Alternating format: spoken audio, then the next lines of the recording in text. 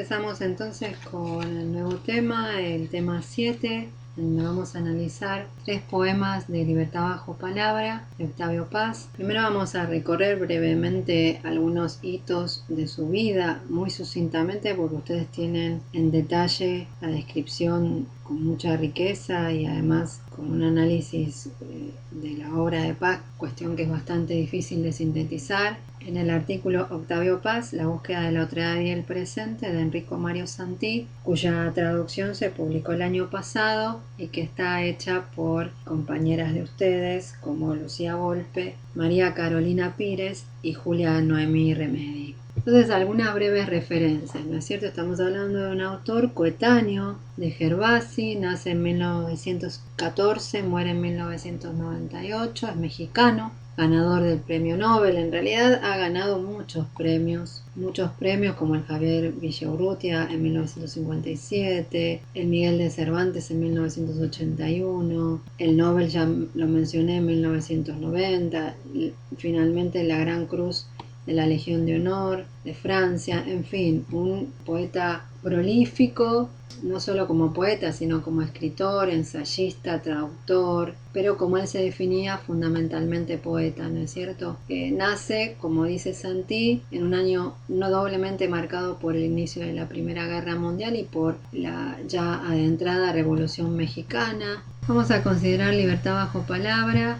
Es un poemario que tuvo muchas ediciones, modificaciones a lo largo del tiempo. Paz era un poeta revisionista, volvía a sus textos, los modificaba, los volvía a publicar, en fin. El caso es que las obras completas, en su última edición, la edición del autor, incluye poemas también revisados, ¿no es cierto?, y reescritos, que se publicaron entre 1935 y 1957. Tiene por supuesto también otras obras importantes, quizá como dice Santi, la más conocida es El laberinto de la soledad de 1950. Escribió a lo largo de toda su vida obras importantes. Pera de Sol es otro de los grandes poemas que finaliza este poemario Libertad bajo palabra.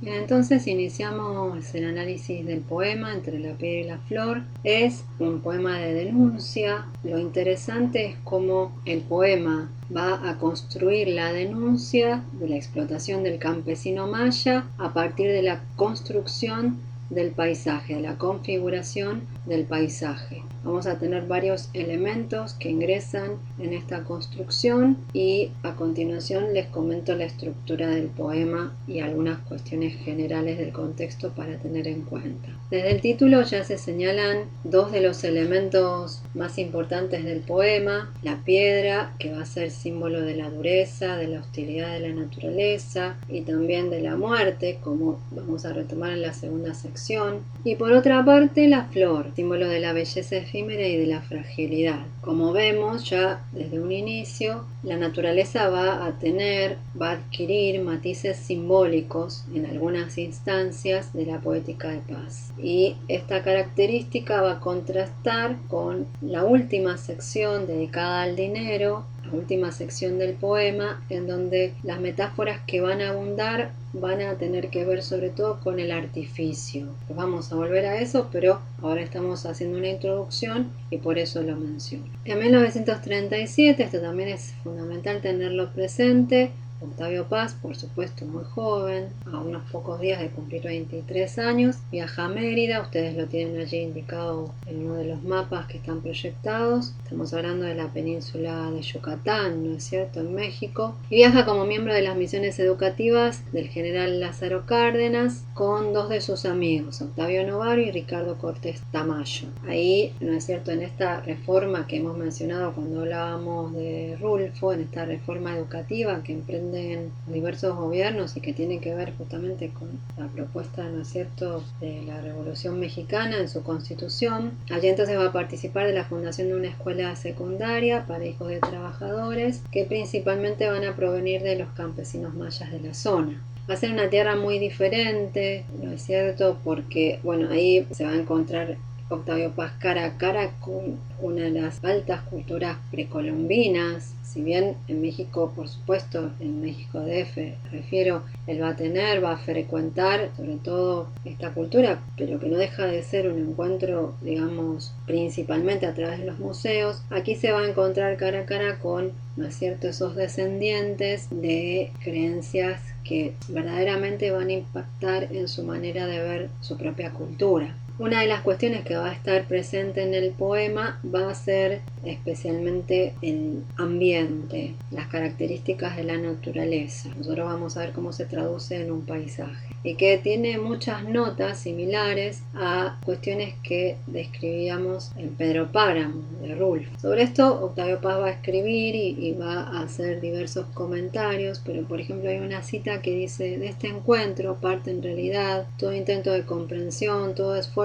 por acercarse a lo que verdaderamente mueve a la península. Aquí lo indígena no significa el caso de una cultura capaz de subvivir, precaria y angustiosamente frente al occidental, sino el de los rasgos perdurables y extraordinariamente vitales de una raza que tiñe e invade con su espíritu la superficial fisonomía blanca de una sociedad. Allí entonces escribe Entre la piedra y la flor. Luego la va a revisar este poema, mejor dicho, en 1976, es la edición con la que contamos. Y Verani, que es uno de los críticos más importantes de Paz, va a decir que es un poema de retorno a los orígenes, ¿no es cierto?, a la propia civilización mesoamericana, y que tiene que ver con lo que comentábamos antes. La extrema pobreza entonces que él percibe entre estos campesinos, los descendientes de la cultura maya, se va a transfigurar en esta reflexión poética muy hermosa y que va a denunciar la degradación, la explotación de un pueblo, de un sistema que el propio Paz va a denominar, ¿no es cierto?, como capitalista. Sobre la estructura del poema podemos ver a simple vista que es un texto que está estructurado en 4 partes, ¿no es cierto? Podríamos decir a grandes rasgos que la primera y la segunda parte, la primera y la segunda secciones, se vinculan con el contexto socioeconómico. La tercera tiene que ver con un intento por caracterizar la subjetividad del campesino y vincularlas también con el hombre, con el ser humano. Y finalmente, en la cuarta sección, la denuncia de las consecuencias del capitalismo simbolizado en el dinero. Primero entonces vamos a leer, no vamos a poder leer todo el poema porque es un poema bastante extenso, pero la primera sección sí la podemos leer, además vamos a aprovechar para analizarla. Amanecemos piedras, nada sino la luz, no hay nada sino la luz contra la luz. La tierra, palma de una mano de piedra. El agua callada en su tumba calcárea, el agua encarcelada, húmeda lengua humilde que no dice nada. Alza la tierra un vaho, vuelan pájaros pardos, barro alado, el horizonte, unas cuantas nubes arrasadas, planicie enorme sin arrugas, el Enequén, índice verde, divide los espacios terrestres, cielo ya sin orillas.